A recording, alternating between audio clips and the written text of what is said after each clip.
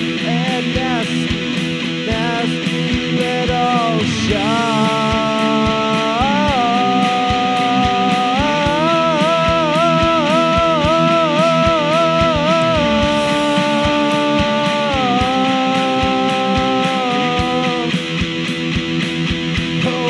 short and nasty show.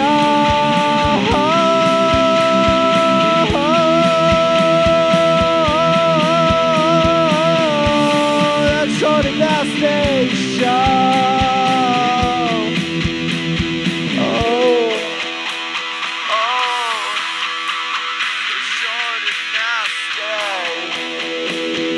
So short and nasty, yeah. It's so short and nasty, baby. It's so short and nasty.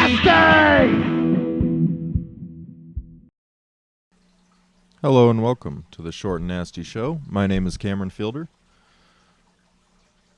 It is Sunday night. Before I get into what I want to talk about, which is a little Star Wars stuff, a couple shout-outs. Ryan Chahokee. Keep your chin up, buddy. Everything's going to work out in your favor, I have no doubt. And let's see who else. Ginyu, JJ Cyclops, what's up, buddy? Everyone go check out his channels. And let's see, Rhodes Rants, how you doing, man? Another one of my YouTube friends, go check his channel out. He talks a lot about Star Wars and comic book, TV shows and movies. Just general nerd culture stuff. And Real Police Talk.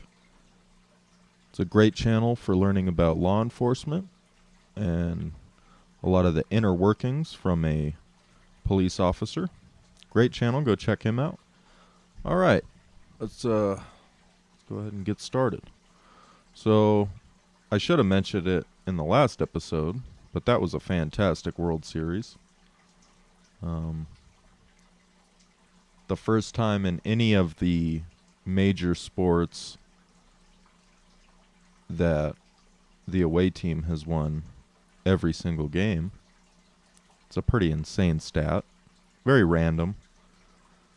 Baseball has a lot of weird random stats, but it's still just thinking about that. Like, what are the odds? In a 7-game series, the winning team was always the away team. Pretty cool to see the Nats win. No hate on the Astros, but it's nice to see new blood win a title. Obviously, the Nationals have never won a World Series, and I think it's been since like 1935, something around there, since the Washington Senators, the old Washington baseball team, won a World Series. So congratulations to the Nationals. And yeah, what a great series. I doubt many of you watch baseball, but if you do, you know what I'm talking about. Great back and forth. Exciting stuff. All right. So what I really wanted to talk about today was the Star Wars situation. I made a video 2 days ago, or a day ago, about D&D leaving Star Wars, and then I saw today an article by Stefan Kyriazis. I think that's how you pronounce it. And the title is Star Wars. I don't know why it says Star Wars 9. No one cares about Episode 9. Just and not only that, but this comment that Anthony Daniels is making isn't really just about Episode 9. It's about Star Wars now. It's about Disney Star Wars in general. Anyhow, it says Star Wars 9, C3PO Anthony Daniels reveals his disappointment with the new films. And I think everyone's disappointed. You know, we've seen Mark Hamill come out and say stuff. Harrison Ford doesn't give a shit. He never did really give a shit about Star Wars, and that's fine. We know George Lucas is disappointed and upset and feels like he was duped in some form or manner. Carrie Fisher, if she were still alive, I have no doubt she would be trashing Lucasfilm for the treatment of the iconic characters. Same thing for Peter Mayhew, who passed away a year or two ago now. But, yeah, man, the fandom is not happy with Star Wars. And the old guard of Star Wars, the people that made the original Star Wars movies great, are not happy with Star Wars. I would be surprised if Bob Iger is happy about Star Wars. How could you be? When you buy a property for billions of dollars and immediately turn everyone against you. Now, it'd be one thing from a business standpoint if everyone loved the movies and these old actors were just complaining because they felt like they weren't getting their due. That would be one thing. The studio at that point probably wouldn't care too much about what those people think. But no one likes Star Wars now. They're bad movies. And it's obvious that when Mark Hamill and Anthony Daniels come out and kind of express their opinion about it, that it's not coming from a place of jealousy for the new actors or coming from a place of bitterness that they haven't been given a bigger part. It's coming from a place of, what the fuck are you doing to this story? You know, there's something that happens in Hollywood when the corporate hands get into the cookie jar, you know? When a script for a movie goes through 20 different writers and 5 different producers and, you know, the soul of that project is basically drained out of it by a bunch of people in suits. There's no vision, there's no substance. It just becomes about what political statement can we make that's going to earn us brownie points and potentially sell tickets to a certain group of people in the audience that will go see a movie because it has feminist ideology or SJW ideology. They wouldn't call it SJW ideology. I don't know what would they call it? Woke ideology? Progressive ideology, I suppose. Right?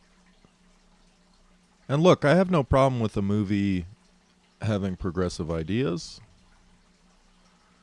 You know.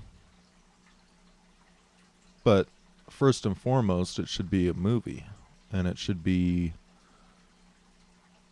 a movie that has some sort of artistic vision behind it. Otherwise, what are we doing? We're watching a commercial?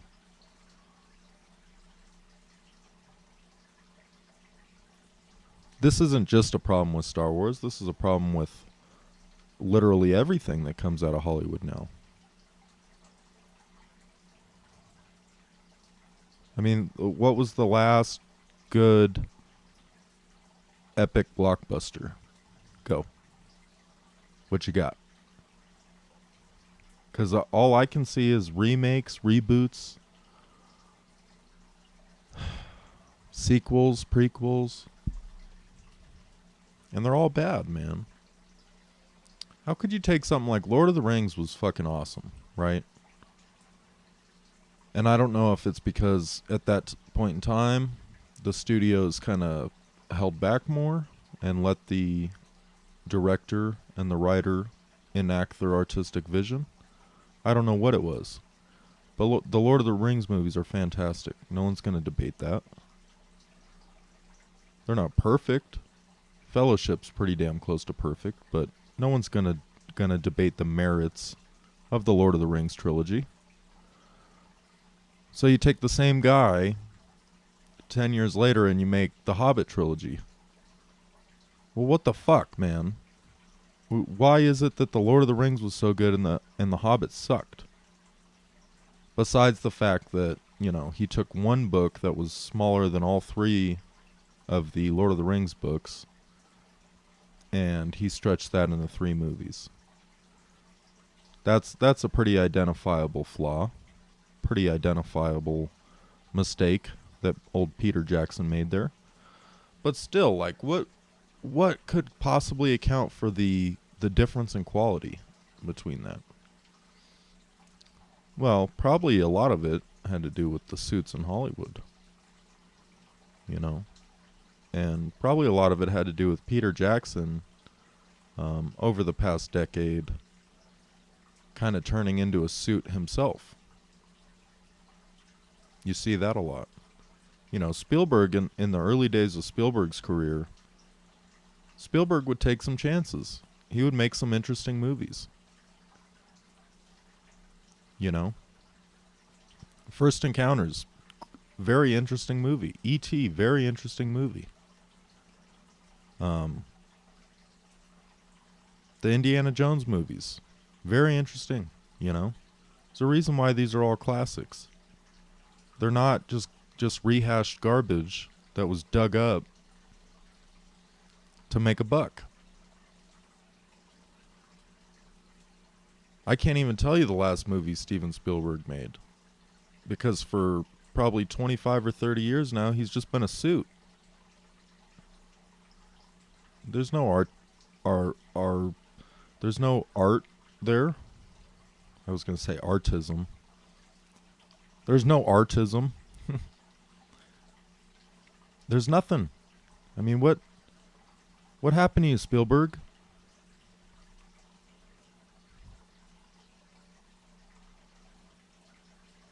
Say what you want about the prequel trilogy and it not being as good as the obviously the original Star Wars trilogy, but you got to admit George Lucas took some chances, right? George Lucas was willing to take some chances.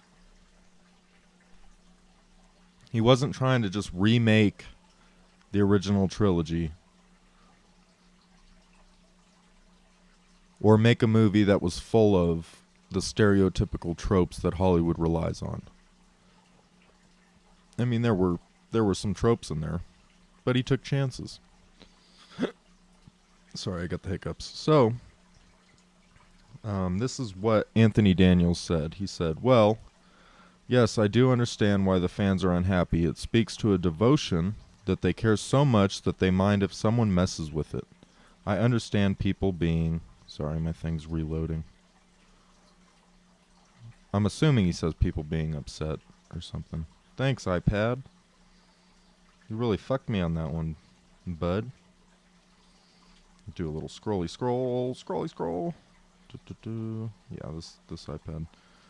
This iPad's about 10 years old, so. So anyway, you get the point, though, since this thing sucks. Anthony Daniels is not happy with Star Wars. Mark Hamill's not happy with Star Wars. I'm not happy with Star Wars. You're not happy with Star Wars. George Lucas isn't happy with Star Wars. I'm not going to see, what's that fucking movie called? The Rise of Skywalker or whatever. I'm not going to see it. I don't know how many of you guys are going to go waste your money on it, but I'll make a little prediction right here, and it's a bold prediction. It's going to suck. I know that's not a very bold prediction. We all know it's going to suck. There's really no way around it. They don't care about making a good movie. They care about making a lot of money. So, don't let them make a lot of money. Don't fucking give them your money. Don't give some gigantic mega studio your hard-earned dollars when they don't give a shit how you feel about what they're doing.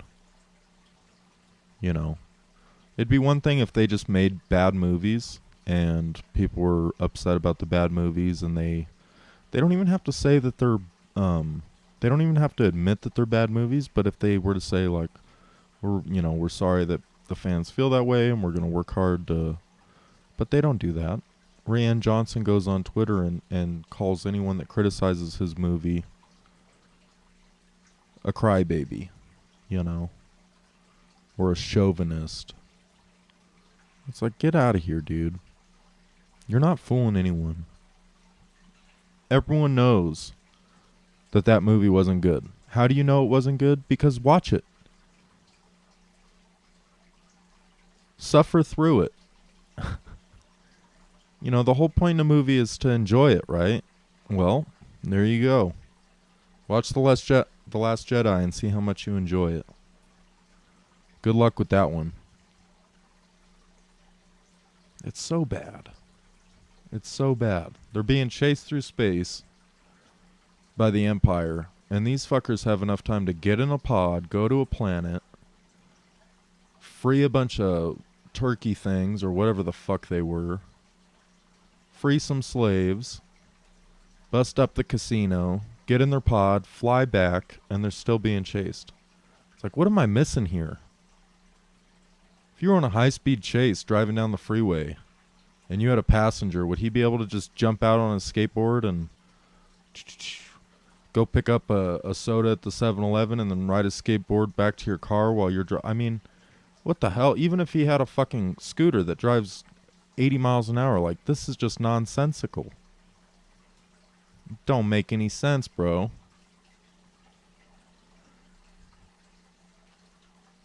And the whole movie was like that. It's not even like, oh, well, that's one thing. No, the whole movie was like that. That's just the one that popped into my head. You know, the whole movie was like that. Like, what? That doesn't make any sense. What? That doesn't make any sense. You mean to tell me the general of your forces is some fashionable lady with a pink hairdo or purple hairdo and no military uniform? No, she just has like a girly blouse thing on or whatever. It's like, what the fuck? What is going on here? I know Princess Leia was kind of girly in some ways, you know, but she was a fucking princess. She wasn't... In A New Hope, she's wearing that white robe thing, right? Well, okay, that's not a uniform. Well, she's a princess. That's a princess outfit. If you were like the admiral of a force or a general or anything, any sort of officer, you're not going to be wearing that fucking whatever she's wearing. That thing that your aunt wore to Christmas. You're not going to be wearing that. Anyway, I'm getting way off topic complaining about a movie that came out forever ago and everyone's complained about. And so, don't go see that movie. Support the original cast that's unhappy with what Disney has done. Support George Lucas by not seeing those movies. Send a message. If enough people send a message, Bob Iger, the CEO of Disney, will just fire her ass. You know, like, Kathleen Kennedy has to go, guys. This is not optional. If you ever want to have decent Star Wars movies, that lady's got to go. She doesn't know what she's doing. She was George Lucas's assistant. I don't know what being someone's assistant qualifies you for. You know? Think about that. She was his goddamn assistant. Like, bitch, go get me a cup of coffee.